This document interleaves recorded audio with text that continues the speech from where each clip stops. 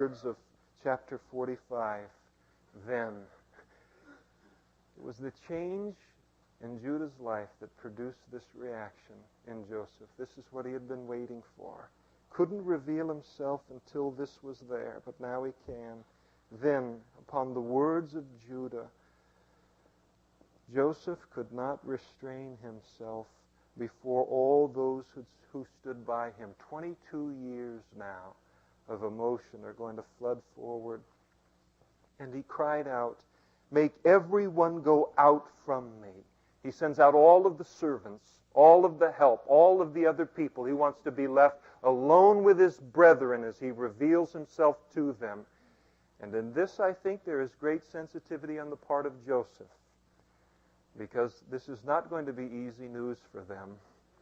They have failed greatly in the past, and some things are going to have to get worked out here now. And he, out of a very sensitive heart, decides to do it with as small a group as is necessary. Don't you appreciate it when people deal with our failure in their life with the smallest group that there can possibly be in dealing with it? It's quite biblical, Matthew 18. I go to the person that sinned against me one-on-one. Most everything is resolved on that level. And then, if necessary, it expands. And so out of sensitivity to them, he makes it very, very private, so that no one stood with him while Joseph made himself known to his brothers. And he wept aloud, and the Egyptians in the house of Pharaoh heard it. They run to tell Pharaoh. And then Joseph said to his brothers, "I am Joseph. Does my father still live?" Oh, for a picture. Can you imagine? Can you imagine what, we can't. Maybe one or two of us in this room can, out of some experience in our life, but here, 22 years later, their worst dream was that he'd be out, working in the fields, pulling rice up out of the Nile down at the base of all of Egypt. But did he have to be vice Pharaoh? Did he have to become that? And so here he is in all of his pomp and all of his majesty and all of the surroundings and all of the circumstance that's associated with a man like that. And he says to him, "I'm Joseph!" And you'll forgive them for not rejoicing immediately over this, because they're fearful. What's that man going to do to us now? Is he going to kill us? What's he going to do to us? And so they're petrified. They're absolutely terrified. Their whole world, believe me, is spinning. It's spinning around. They're holding on to one another. Everybody's a little bit lightheaded. They're bending their knees a little bit to help the blood work its way up to their brain. It's a heavy, heavy thing that's going on here. I'm Joseph. Does my father still live? I'm Joseph, you remember, the one you sold for 20 shekels of silver. You remember the kid in the pit. You remember the kid in the pit? You have my jacket. You had my jacket last time.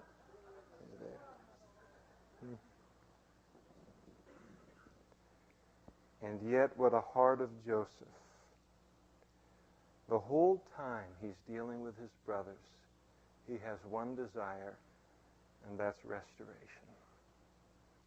He could have gone on all the rest of his life bitter against them. He had opportunity to do vengeance like very few of us have opportunity to revenge sin that's been sinned against us. And yet, as soon as he sees that there's a difference and he has opportunity for restoration with his brothers to occur, now with their confession and their humility and their repentance and the change that is in their life, now he reveals himself to them. But his brothers could not answer him. They were speechless. Nothing would come out of their mouth, for they were dismayed in his presence. And the word dismayed means in the Hebrew to be suddenly seized with fear, to be amazed, and to be confounded, to be made speechless.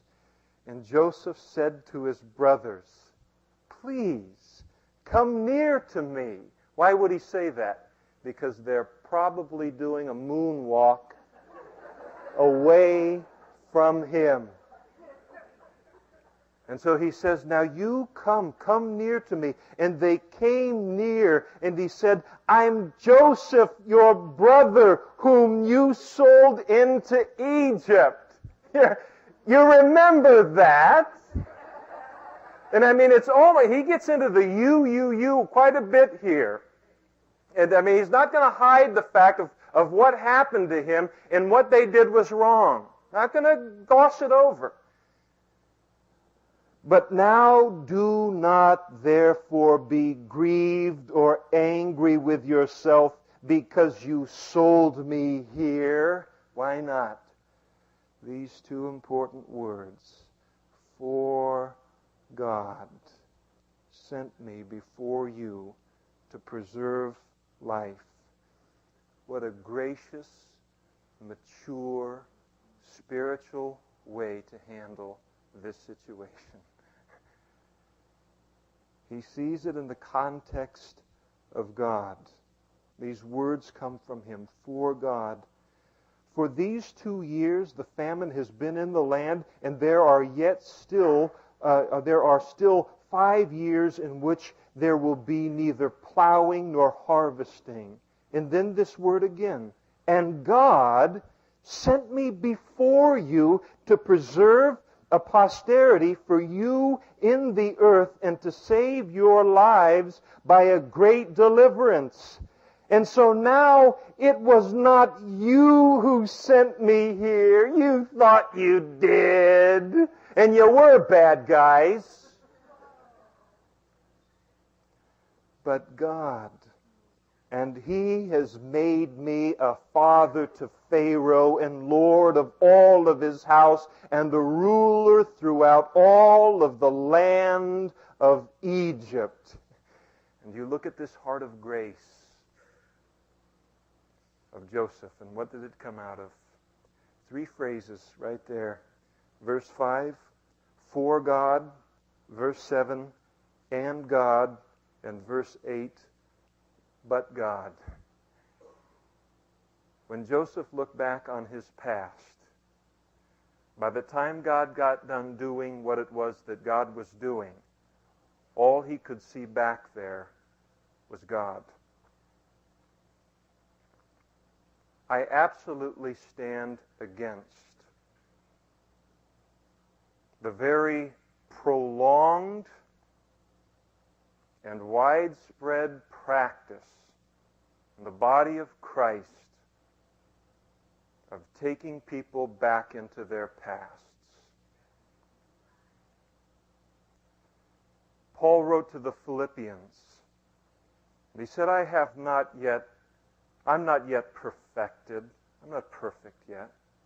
I haven't yet apprehended that for which I have been apprehended. But he says, this one thing that I do, I forget the things that are behind, and I reach forward to those things that are before me. And then he goes on and he says, those who are mature will acknowledge these things to be the truth. He says, if anyone else is of a different mind, it'll be revealed to you.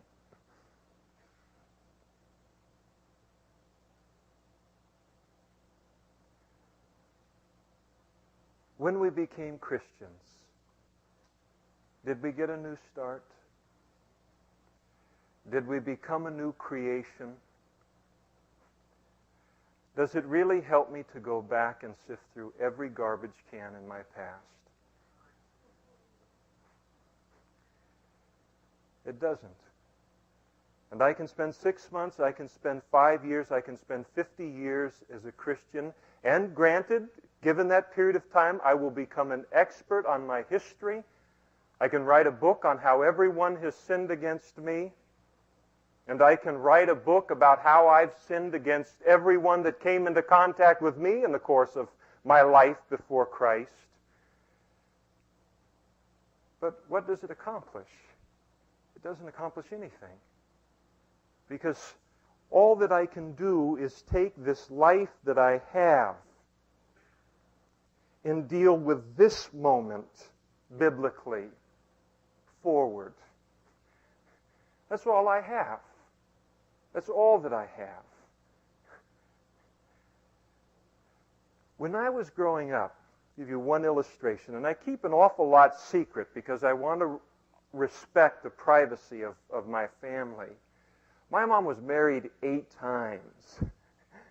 Oh, it wasn't so bad because we spent most of the time in foster homes.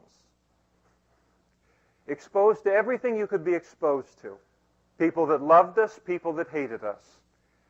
And there I could spend the rest of my life digging through that and trying to remember it and trying to figure it out and looking at who did this and who did that and what. But the glorious thing, and what was it? Joseph doesn't go into any kind of big, deep therapy.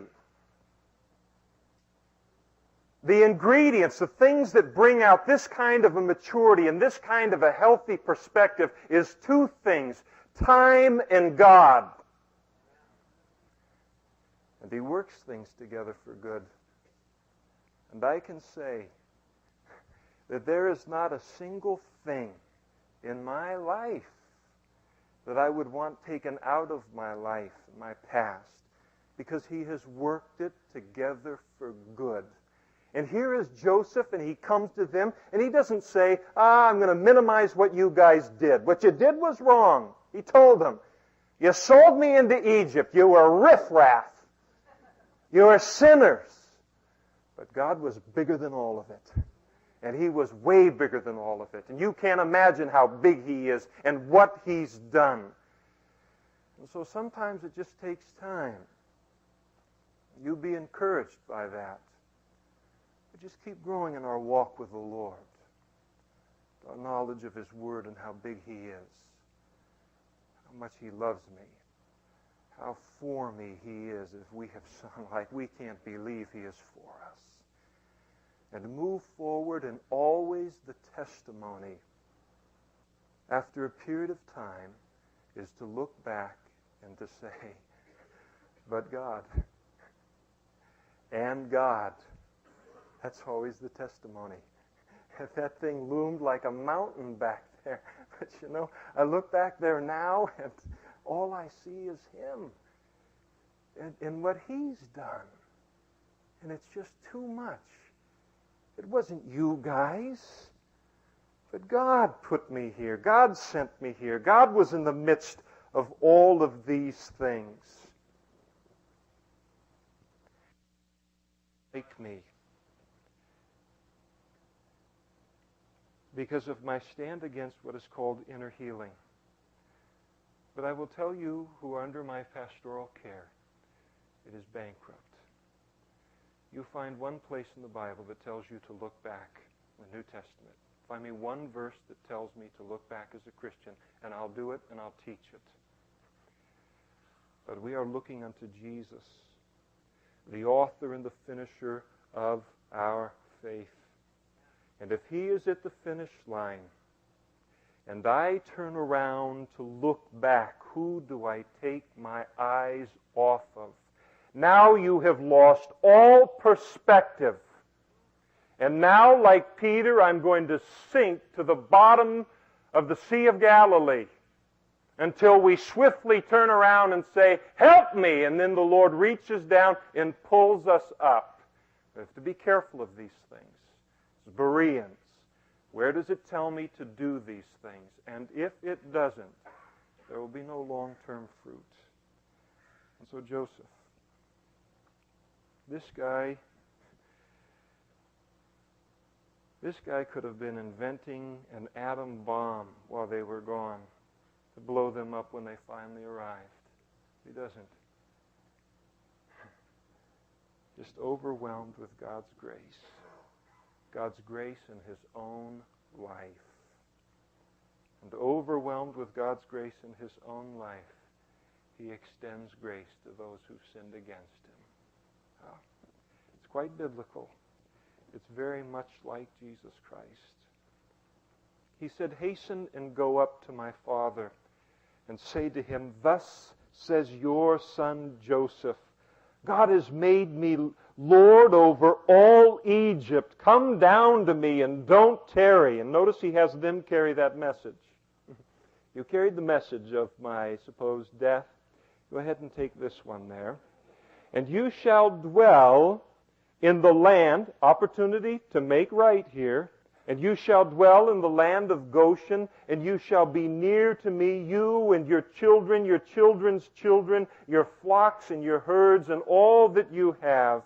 And there I will provide for you, lest you and your household and all that you have come to poverty, for there are still 5 years of famine.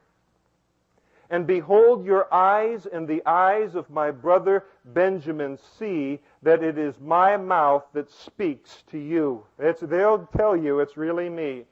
"And so you shall tell my father of all my glory in Egypt and of all that you have seen, and you shall hasten and bring my father down here." And then he fell on his brother Benjamin's neck and wept, and Benjamin wept on his neck. And moreover, he kissed all of his brothers and wept over them. Glorious restitution of relationship. God is so good. So good. And he wept over them, and after that his brothers talked with him.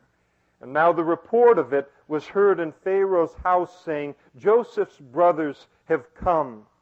And so it pleased Pharaoh and his servants well. And Pharaoh said to Joseph, "Say to your brothers, do this, load your beasts and depart, and go to the land of Canaan. And bring your father and your households, and come to me. I will give you the best of the land of Egypt, and you shall eat of the fat of the land. And now you are commanded to do this. Take carts out of the land of Egypt for your little ones and your wives, and bring your father and come." In other words, he says to them, listen, come to Egypt and leave all your junk in Canaan. Leave all your small stuff. We'll give you all new stuff here. And then he calls out the carts, the moving vans. We'll move you. "And also do not be concerned about your goods, for the best of all of the land of Egypt is yours." And then the sons of Israel did so, and Joseph gave them carts according to the command of Pharaoh, and he gave them provisions for the journey, and he gave to all of them, to each man, changes of garments, but to Benjamin he gave 300 pieces of silver, 5 changes of garments. And he sent to his father these things, 10 donkeys loaded with the good things of Egypt, and 10 female donkeys loaded with grain, bread, and food for his father for the journey. And so he sent his brothers away, and they departed. And he said to them, "See that you do not become troubled along the way." In other words, when you get out of my presence, don't start beating yourself in condemnation. God's got it covered. God's got it covered. And don't think that what I'm doing is foisting some new plot on you to now get your father down here and make slaves of all of you. It's on the up and up, what I'm doing here. Don't you be afraid. Don't be troubled. And then they went out of Egypt and came to the land of Canaan, to Jacob their father. And they told him, saying, "Joseph is still alive, and he's governor over all the land of Egypt." Imagine. And Jacob's heart stood still. He's 130. You got to be careful about this kind of news at 130. And it stood still because he did not believe him. But when they told him all of the words which Joseph had said to them, and when he saw the carts, the moving vans, which Joseph had sent to carry him, the spirit of Jacob, their father, revived. A part of his life that had died with Joseph, it came back to life. And then Israel said, "It is enough." In other words, I'm satisfied, I'm content. Joseph, my son, is vice Pharaoh. He cares nothing of that. Joseph, my son, has become president of IBM. He cares nothing of that. Joseph, my son, is alive, and I will go and see him before I die. He is thankful that his son is alive. Maybe it's a good thing for us tonight to think about what a blessing it is that our husband is alive tonight, if he is, or our wife, the loved ones that are still with us, and to rejoice in that. And here's a man who's had something taken away here, and now he just rejoices in the fact that they're alive. Someone has said, don't wait till the funeral to tell her that you love her. And there's an awful lot of wisdom to that. So in chapter 46, what do we have here? We can do it. And so Israel took his journey with all that he